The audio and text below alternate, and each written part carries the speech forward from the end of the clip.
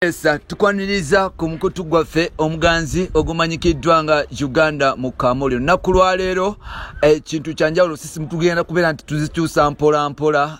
Manya ne ddoboozi Peter Ntambi Kimso ng'olunaku lwaleero ndeese omuyimbi, yaliko omuyimbi businessman y'omu ku basajja abakugu mu entertainment industry. Olunaku lwaleero tugenda kuba nti twogera lwaki abayimbi beegulidde erinnya mu kweyambula n'okuba nti balinkinga pictures. Tugenda kwogera ku nsonga ezo olunaku lwaleero, era nga olunaku lwaleero nkuleetedde businessman Kogata, former artist ate nga musajja wamanyi mu ggwanga amanyikiddwa nga Ja Ronxe, that is that Mr. Kapata. Mr. Kapata nkwaniriza ku kyo nkusaba obuze ku bantu abatuwuliriza nsanyusa okubalaba, nsanyusa okuba nammwe olwaleero, era nga amannya gange nga bwe muwulidde bampita Ja Ronxe Rasta Kapata, era nga ndi wano ku Uganda mu Kamolyo ne Kimso. Yes, Ja Ronxe, tulaba nti tulaba ba artist oba celebrity bangi, especially abakyala. Ngenda kuzayo mabega twalabako omusomi wa Bukedde yali asoma amawulire agataliko ofuufu amanyikiddwa nga Sanyu Robina Mweruka nga avaayo ata sex steps Kogata ne omukozi munne amanyikiddwa nga Kasumali. Tuvaawo mpola mpola, waliwo omukyala yali akola ku NTV bamuyita Claith Chothaire Kogata, Bettina Tiana Kogata ne Anita Fabiola bavaayo ne baba nti bata obwerere bwabo bebifaananyi nga bali bwere Kogata n'omuyimbi amanyikiddwa nga Desire Luzinda amanyikiddwa nga ow'ekitone. Olwaleero tulaba Nina Rose naye yagenze nata ebifaananyi nga ali bwerere nga yina mutabanyi wa pastor amanyikiddwa nga Mondo Mugisha amanyikiddwa nga Kim Swaga ne bavaayo ne bata ebifaananyi nga bali bwerere. Kikyo kyogera lwaki olowooza ba celebrity begulidde nnyo, especially abakyala begulidde nnyo kuba nti bata ebifaananyi nga bali bwerere Kogata ne sex steps? Kati nze kunze nandigambye nti ebiseera ebisinga nandikwadde ensonga nga 3 oba 4. Ng'ensonga esooka yandibadde being desperate. Abaana basinga wano mu industry yaffe oba ne mu nsi yonna bali desperate nnyo okuba basita. Yes. Bali desperate nnyo okukola eby'amaanyi oba kati batuuka ekiseera nga tebakyafaayo babikoze batya obula nga bo balina obbikola. Kati ogenda osanga omwana nga ye ayagala kuba sita. Like ate katunga wala social media yatuuse katukusawa zino. Abaana oli ayagala afune likes nyingi, ayagala afune kino. Kati omwana bagenda bagamba ati bwe okola kino gwe notekayo boti ne boti gundi yakitekayo n'afuuka sita. Kuba kati omuntu watukira okuyambula ate abavudde ku level ate endala gye tumanyi. Kye twandikambye mu kintu ekyandisemberera okulabibwa omuntu yenna. Kati omwana agenda ne yeekyawa n'agamba nze kati kankole ki ekijja kijje kasamba njagala kufuuka star. Kati mukubeera desperate nnyo okubeera star nekimuletera okuba nga alaga ebintu bye byonna ebyamwenjo. Naye ate bw'otunuulira abantu bemenya amannya, bw'otunuulira Desire Luzinda yali ali famous, bw'otunuulira recently omukyala amanyikiddwa nga Martha K famous, yali famous naye twagenda okulaba nti naye ata sex steps ze ngali bwerere. Anti kati laba tosuubira nti abakyala bano balina engeri gye bazannyamu ogw'ensimbi. Anti laba we nandigoyogedde nti waliwe wati nga mu kusooka bwe mbadde gambye mbu ensonga yange esooka eri ebadde ensonga esooka. Ensonga yandibadde ey'okubiri nti embwa ebambwa. Embwa ne bwegenda mu nsonga tefuuka nkoko tefuuka mbuzi, embwa esigala mbwa. Abaana abamu bali mu music industry ne bali bamalaaya. Abantu abamu bali mu music industry naye ebintu bali bakola like nekyabafuula ba star lwansonga bakola enkola ey'obwa malaya. Okitegedde kati batuuka ekiseera ne babanga nga batuuka mu industry kwa oluna abalungi wala batakola ebifaananyi bibi. Kitegeeza abamu tebali bamalaya before. Naye omuntu wabanga yali malaya nga yajja mu industry nga jidde ku lukuba nga musege nga nekyajjidde kwera kya musege. Kati agenda n'atuukayo bw'atuukayo asigalira nga malaya. Kati jjukira ku ssaawa zino ebuzibu waliwo nti kamera nyingi kati zijja lwa malaya bwe ne bubuza exposinga abamu bafuuse ba star lwakuba bali bamalaya. Kati bw'ongambye nga bw'ongamba Desire Luzinda nongamba kati nga bali black naye yali ayagala oyimba. Kati bw'amala n'akuba iti n'amala tinajjamu engoye tujja gamba mbu omuyimbi akoze eki ajjemu engoye naye ajjemu engoye malaya. Omulimu gwe professional yandibadde ki yandibadde malaya.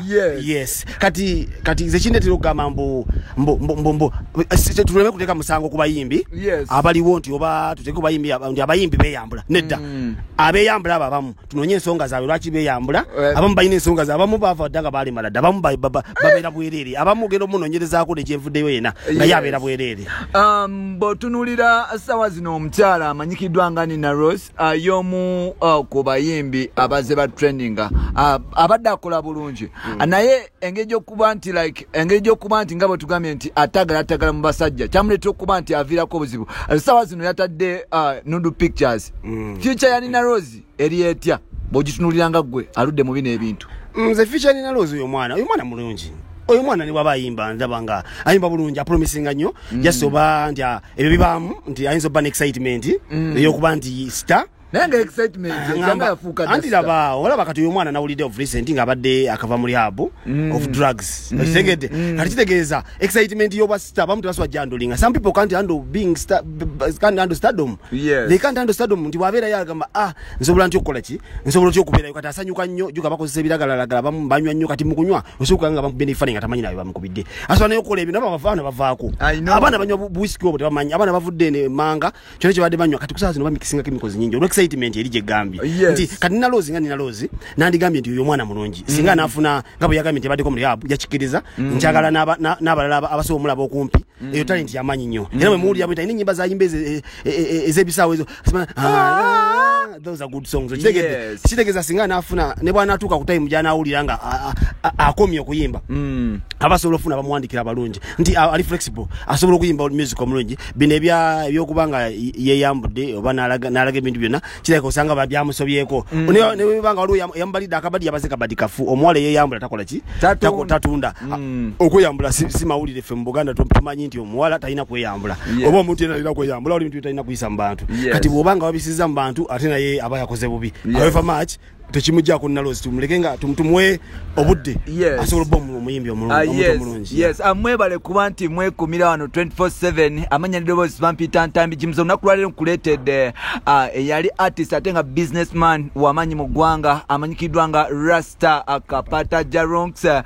Njagala tubeere nti tusibula Rasta Kapata soko osibule ku bantu obawe n'obubaka obusembayo message kijolekera abayimbi kogata n'abaana abali abatuliza sawa zino. By the way zinandigambye abayimbi abantu abali abakuba music abaana basinga balibozeza nti music bagenda muzimbira ku bubadi music bamuzimbira ku bubadi music leka aberenga music kubaka tumanyi music is an organized sound like tuwulire nga bwe tuba tuli mu bbaala tuzine music wa bbaala bwe tuli mu church leka bawulira babenga bayingiza omwoyo gwa church.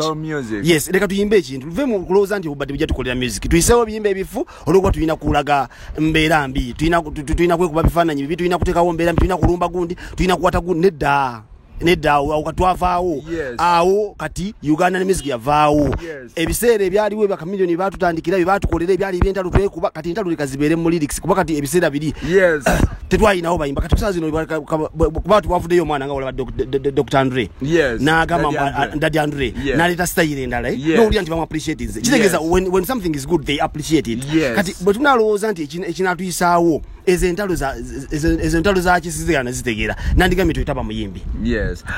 Mwebale kwekumira wano mpola olunaku lwaleero tubadde ne Rasta Jaronks nga tunyumyako mpola era tujja kusigala kuba nti tuddamu nga tumukuleetera nga tunyumyako emboozi ez'akavubo lwe n'abamusanze mpola obaka buweddeyo papa. Yes n'abanga mukutuusaako mpola tubeere nga tunyumyamu mpola era nkusaba ekintu kimu subscribinga beera nti osharinga ne banno ate olwadde bukuba nti owa opinion you about omusajja wange analysis gyakoze ku bintu nga bitambula mu ggwanga otubuulire mutuufu oba abadde mukyamu. Bye sigadde Ntambi Jimso. Follow us on Facebook strictly ne Twitter Jaronks ku Facebook Rasta Kapata of course nange Jimso 16 on Twitter. Bye.